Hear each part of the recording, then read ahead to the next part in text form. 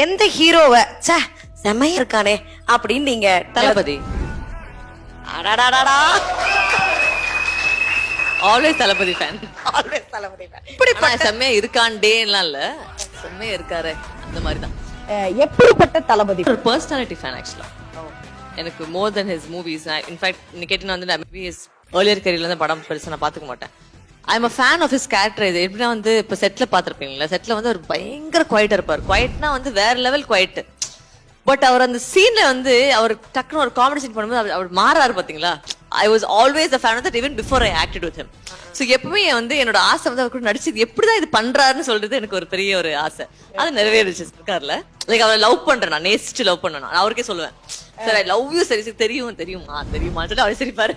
அந்த மாதிரி விஜய் சாரோட ஃபேன்ஸ் எல்லாமே என் மேல லவ் பண்ணுவாங்க. எதுக்குன்னா வந்து எப்பயாச்சும் ஒரு போட்டோ விஜய் சாரோட வெளில விட்டு விட்டுருவேன் எங்கேயாச்சும். பட் அவரோட பெர்மிஷன் இல்லாம நான் எப்பவுமே போஸ்ட் பண்ண மாட்டேன்.